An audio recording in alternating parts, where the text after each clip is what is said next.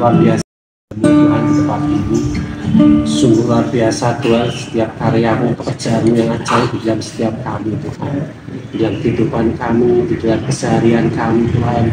Engkau sekali-sekali tidak meninggalkan kami, dan setiap kami Tuhan terus Tuhan bekerja, Tuhan melakukan perkara yang ajaib, memberikan pertumbuhan dalam pengetahuan kami, dalam hikmat kami, pewangian kami Tuhan, sehingga hari-hari kami semakin mengalami Tuhan.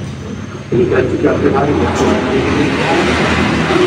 kami anak-anak tersebut berkumpul sepakat Tuhan dalam nama Tuhan.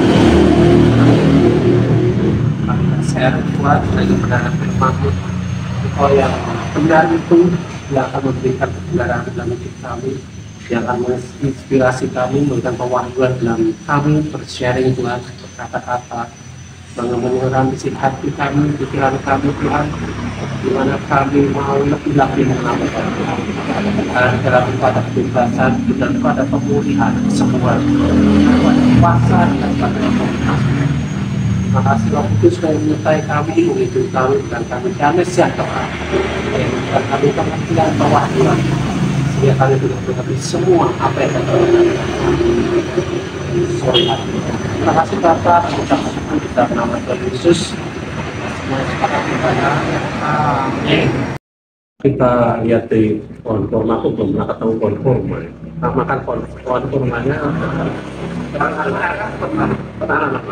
Jadi anak praktek waktu itu kan pernah ikut banget sama Pak Soleh gitu. Terus aku buat anak benar akarnya dulu keluar dalam baru masnya masih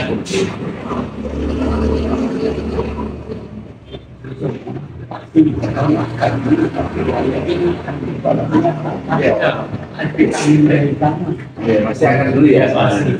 Jadi sebenarnya gini, nah aku tanpa dikasih batu pun tumbuh ke bawah. Iya ya Pak. Ya, nggak ada. Jadi waktu itu nggak ada beberapa persisi. Memang di Mesir itu karena kan daerah berpasir ya. Jadi benih itu nggak cuma kurma tok.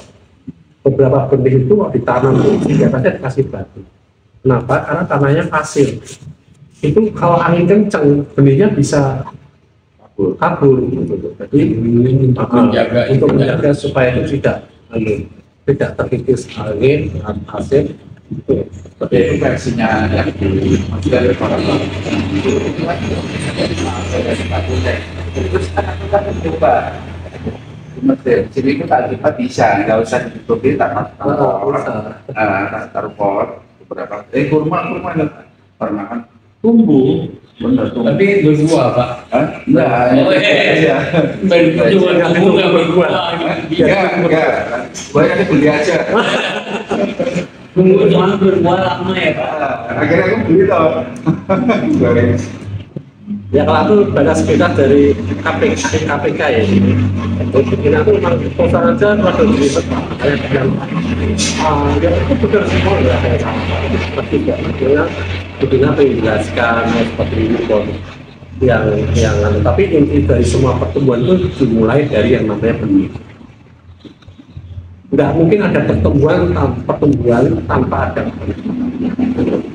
Ya. Nah, kita bahas saja apa yang biasanya adalah pertumbuhan itu yang penghalang pertumbuhan itu biasanya. Kalau dilihat dari Lukas 8:14 ya, penghalangnya dulu kita lihat ya kan, Lukas 8:14. Jadi kalau kita mau menanam, mau menabur benih, memberikan pertumbuhan, jangan ada ini dulu. Jadi ini harus dihilangkan dulu penghalang ini. Benihnya dulu Pak ya. Lukas 8:14. Lukas 8:14. Selanjutnya mereka terhimpit oleh kekhawatiran dan kekayaan dan kenikmatan hidup, sehingga mereka tidak menghasilkan buah yang matang. Ya, sehingga yang telah mendengar ini benih ini diukur adalah firman ya. Itu karena benih adalah firman. Ya. Nah itu akan menghambat pertumbuhan. Jadi yang jelas yang akan bertumbuh ini benih dan benih itu firman. Ya. Berarti yang bertumbuh itu adalah firman yang ada di dalam kita, yang diberikan dalam hidup kita. Cuma Ada nggak benih mas? Kan pertanyaan pertama, ada nggak benih itu dalam hidup kita? Kita ini ditaburi benih ya. Setiap hari kita ditaburi benih.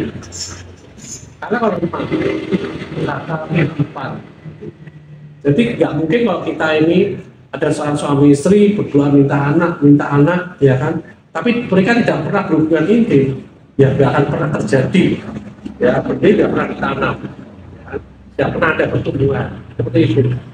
Jadi kalau tanahnya sudah ada, yaitu hati kita, itu tanah, ya kan? Benihnya adalah firman Tuhan. Kalau benih itu tidak pernah ditabur di dalam tanah hati kita, tidak akan pernah ada pertumbuhan, ya, tidak pernah ada pertumbuhan. Nah, ketika benih itu ditabur, ada penghalang-penghalang, yaitu kekhawatiran. Jadi kalau yang namanya khawatir ini, ya hati-hati, dia menghalangi benih ini bertumbuh. Terus ketakutan, ya kekhawatiran, kekayaan itu bisa menghimpit, ya kan, menghimpit benih. Bukan berarti kita nggak boleh kaya, ya justru kita harus kaya. Tetapi kekayaan itu jangan sampai menjadi penghalang firman Tuhan, benih itu bertumbuh dalam kehidupan kita. Kenikmatan hidup, ya itu sering itu yang menghalangi apa? Jangankan benih itu bertumbuh, itu yang menghalangi kadang benih itu untuk tertanam, ditabur itu terhalang, ya.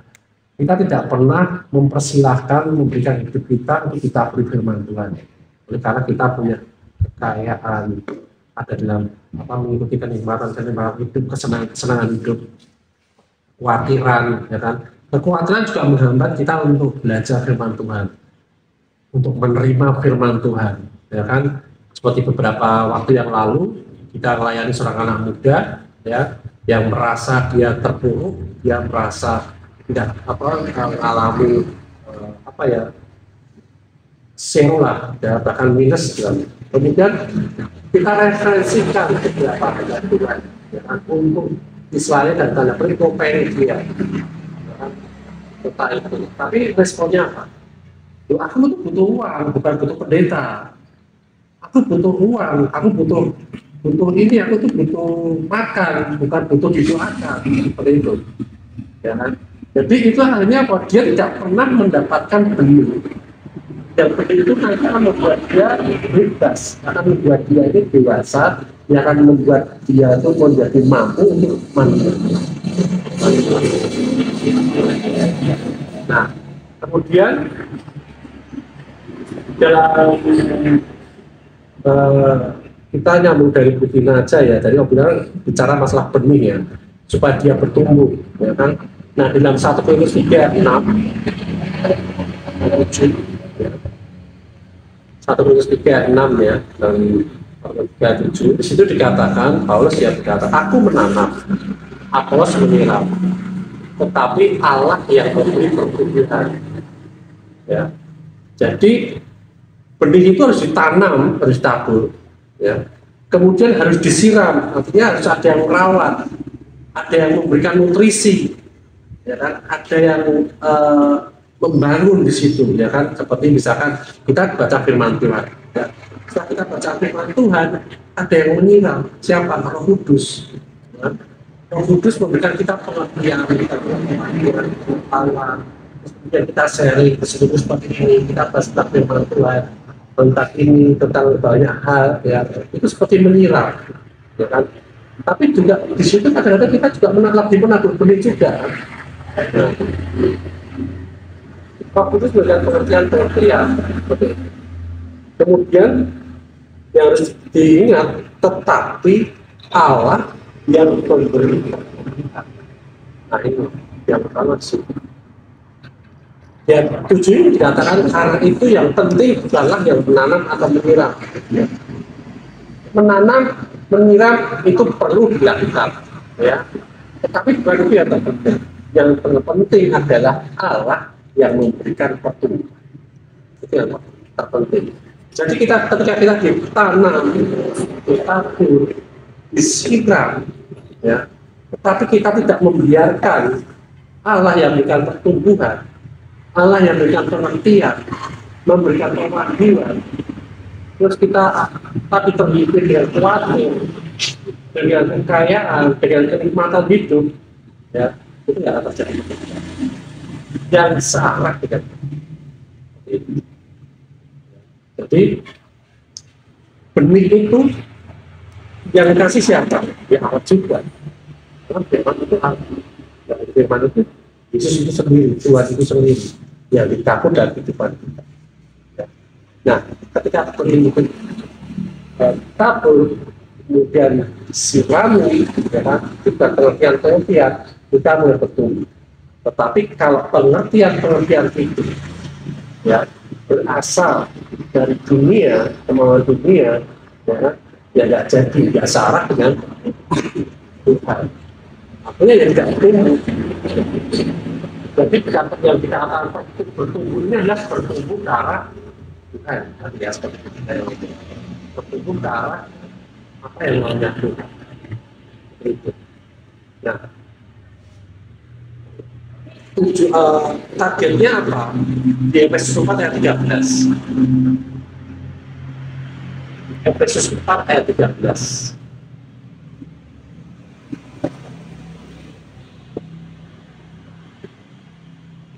Di situ dikatakan, ya, Efesus 4 ayat 13, ya, sampai kita semua telah mencapai kesatuan iman dan pengetahuan yang benar tentang tujuan.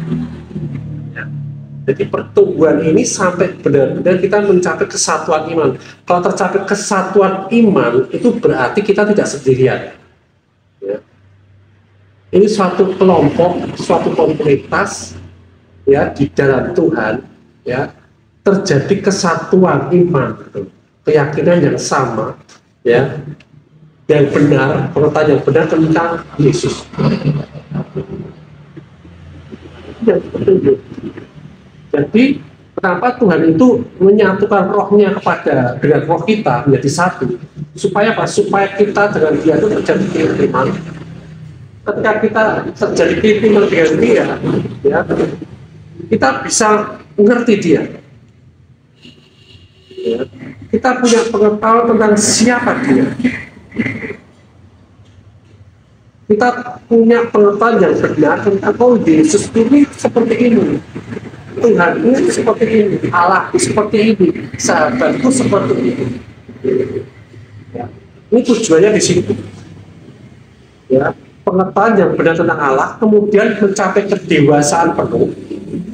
Sehingga kalau kita tahu tentang Allah kita dikatakan kita mencapai kedewasaan penuh dan tingkat pertumbuhan yang sesuai dengan kepenuhan Kristus. Jadi sampai kita menjadi serupa seperti Kristus. Ini pertumbuhan yang sama. Targetnya di sini. Karena kita melihat apa yang tidak terlihat, apa yang terlihat, tapi melihat apa yang tidak terlihat, yaitu apa? Benih yang di dalam kita ini. Benih yang ditabur dalam kita ini, ya, itu adalah anak Allah itu sendiri. Dan itu juga harus kita tertuju ke sepakat belajar tentang tumbuh dalam pengetahuan yang benar. Yang memberikan pengenalan kebenaran itu siapa? Ya Allah itu sendiri, firman itu sendiri. Makanya segala sesuatu kembalinya ke firman. Kita punya karunia apapun, kembalinya tetap ke firman. Kita punya penglihatan apapun, pewahyuan apapun, firman. Karena semuanya harus searah ke firman Tuhan, searah ke Tuhan Yesus, searah ke anak Allah. Jangan dibalik. Jangan firmannya harus sesuai dengan apa yang kulihat, seperti Thomas. Jangan firmannya harus sesuai dengan apa yang aku dapatkan, sesuai dengan pengalaman. Tapi apakah pengalaman ini, apakah yang aku dapatkan ini sesuai dengan kebutuhan apa? Nah, kalau kita belajar di situ terus tahu arahnya, kita bisa lihat pertumbuhan kita sampai di mana. Kita sudah bertumbuh sampai akhirnya kita berbuat. Nah, ketika kita sudah mencapai itu semua, sudah mencapai kesatuan iman itu, ya, tapi kita kesatuan iman dan berarti kita tidak sendiri, ya. Nah, akhirnya sampai kepada ayat 16, Efesus 4 ayat 16, ya. Daripada nyala seluruh tubuh. Jadi daripada nyala artinya apa? Terfokus kepada Tuhan, terfokus pada Yesus, daripada itu dari yang terpusat dari Yesus ini, seluruh tubuhnya itu rapi tersusun, ya, yang rapi tersusun dan diikat menjadi satu oleh pelayanan semua bagiannya. Jadi diikat rapi tersusun dan diikat menjadi satu oleh pelayanan semua bagiannya. Jadi masing-masing tahu bagiannya. Ya, bekerja sesuai dengan kapasitasnya, sesuai dengan potensinya, sesuai dengan panggilannya masing-masing, tetapi terikat di dalam satu bangunan yang rapi tersusun. Ya, sesuai dengan kadar kerja tiap-tiap anggota menerima pertumbuhannya dan membangun dirinya dengan baik. Menerima pertumbuhannya, jadi tidak bisa kita melakukan cuma segini, tapi dia kok memulai seperti ini, ya. Tuhan nggak adil dong. Kok dia begitu majunya, dia bahkan bisa menjadi master, tapi kok gini-gini aja, ya kan? Nah, kalau kita sadar tentang bagaimana kita rapi tersusun dengan satu, diikat menjadi satu oleh pelayanan semua bagiannya, dia sama, ya, Samuel, Robert, Pak Eri, Bu Sinta, Pak Alek, kita semua sama. Kristus yang ada di dalam kita semua sama. Kita sama-sama imam dan raja, ya kan? Yang membedakan apa? Fungsi, ya. Fungsi kita yang berbeda. Ya. Pelayanan kita yang berbeda, masing-masing sesuai dengan bagiannya sendiri. Fungsi kita berbeda, tapi kita semua di Tuhan, di mata Tuhan, kita sama kita, ya, yang rapi tersusun. Tidak ada yang lebih standar, lebih senior, lebih apa istilahnya, berkarakter, lebih apa ya, lebih berkarisma, lebih punya talenta, enggak. Semuanya sama. Tetapi kita ada dalam fungsi yang masing-masing yang berbeda. Yang membedakan cuma fungsi saja. Jadi kita tidak bisa bermegah diri, kita tidak bisa sombong. Ya, oh kamu baru begitu, ya. Oh kamu cuma, kamu sudah master, tapi tidak berbayar. Tidak bisa seperti itu. Ya. Karena kita ini semua sama. Yang berbeda cuma fungsinya.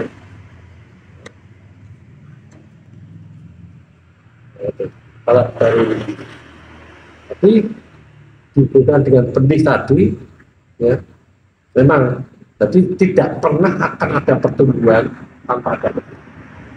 Ketika benih itu tabur, bagaimana situasi tanah ini, ada semak dulu, ada batu-batuan, ya kan, atau tandus, ada kekhawatiran, ada kekayaan, atau kesenangan hidup, ya kan, ada ketakutan, ya, atau nggak mau dengar-dengaran firman Tuhan. Nah, penghalang itu sehingga kan mulai kita fokus sama tadi apa Kristus sang benih itu sendiri. Ya monggo silakan share yang lain. Kasih, sukacita, dan sejahtera, kesabaran, kemurahan, kebaikan, kesetiaan, kelemahan lembut, penguasaan diri. Ini luar biasanya ya, tidak ada hukum yang menentang. Terus di dalam pertumbuhan rohani berjalannya waktu, kadang kan ada fisik dan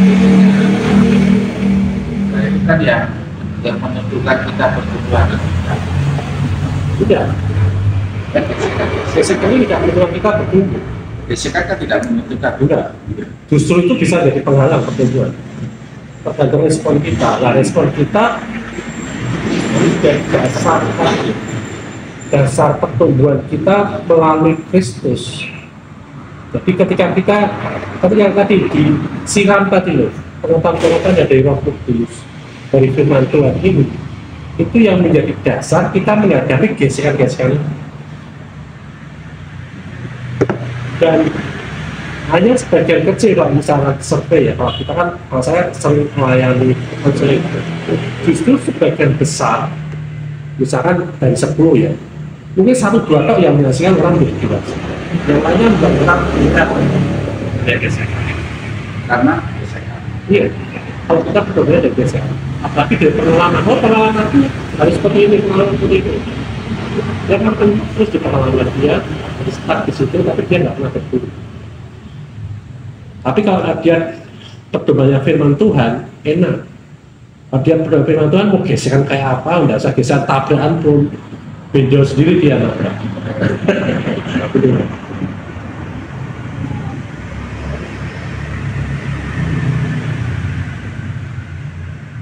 Mucut. Seperti ketika Oh, nggak kebenaran menimpa. Nah, makanya Allah itu bisa membuat kita susah untuk bertumbuh. Makanya jangan pakai hal-hal itu. Jangan pakai kekhawatiran itu, masalah itu bisa jadi penghambat. Memang benar sekali. Makanya jangan pakai itu sebagai alat untuk kita bertumbuh. Kan sering orang berkata, kalau kamu punya masalah bersyukur, kamu bertumbuh, kamu bisa lebih dewasa lagi. Tidak mungkin. Dia kalau tidak tahu firman Tuhan, tidak mungkin dia menjadi dewasa. Dia kena masalah sih dia kayak Mutung pasti. Dia nggak tahu kasih Allah. Bagaimana dia bisa mengampuni kalau dia tidak tahu tentang kasih? Bagaimana dia bisa mengasihi, mengampuni kalau dia tidak pernah merasa dikasih atau diampuni? Bagaimana dia tahu dia harus mengasihi, mengampuni 7 kali. Nah, 7 kali. Kalau dia tidak pernah mengalami itu, gitu loh. Ya kan? Ya, gitu.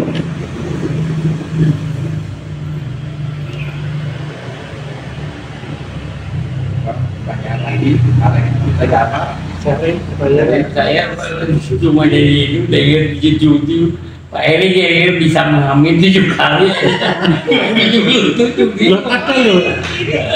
Kayaknya 7 kali bisa kan? Ini luar biasa lah, itu gampang ngampuni ya. Tapi kadang memang sih nggak semudah itu ya. Pasti terberat. Apa yang kita lakukan supaya hidup kita ini bertumbuh dalam Kristus dan menghasilkan buah? Firman Tuhan. Biasanya Merenungkan firman siang dan Siang dan malam. Nah, itu kan kata Pak kita kan ngomong gitu kan. Merenungkan firman itu ada seperti apa si domba itu mengunyah rumput kan, di situ kan tidak tahu seperti itu. Prosesnya kan Budina memberikan prosesnya itu ya, dimakan, dikunyah, lalu dikeluarkan lagi.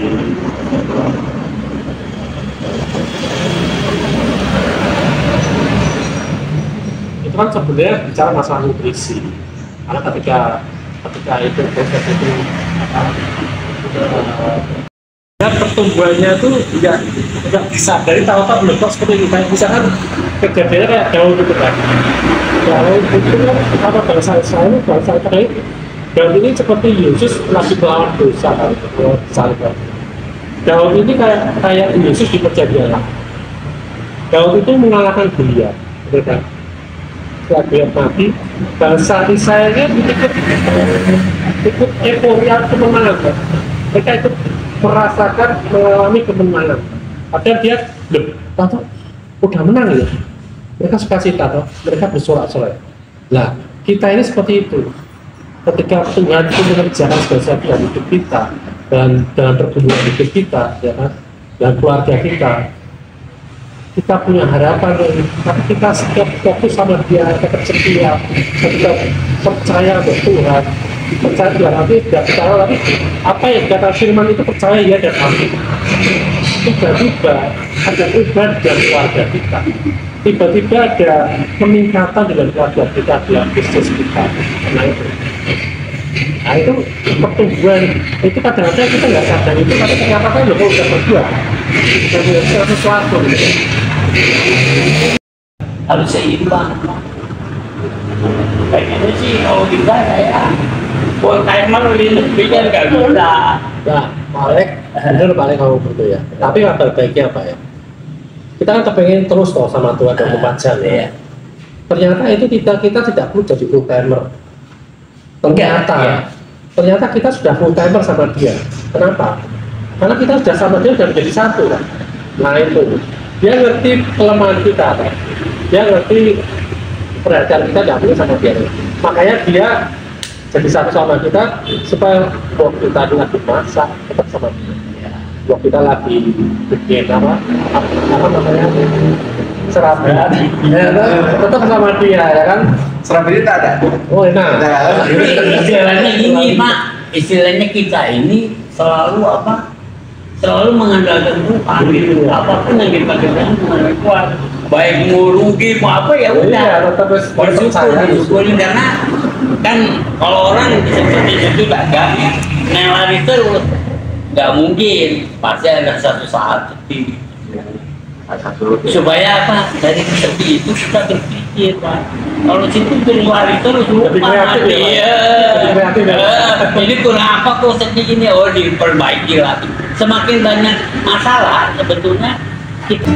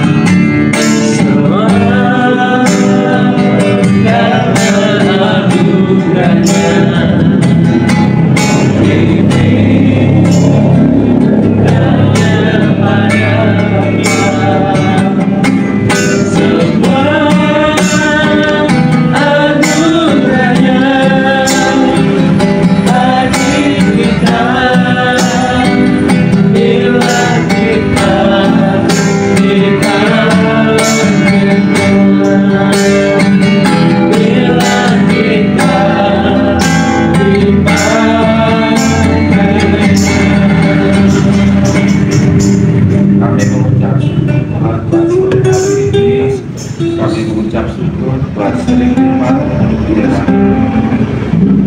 menguatkan dan yang berdua terima kasih Tuhan sore hari ini sebentar kami akan bisa memberkati teman-teman kami jika kau kirimkan malaikat-malaikatmu selalu menjaga teman-teman kami dari jangan sejarah ialah kami sejahtera.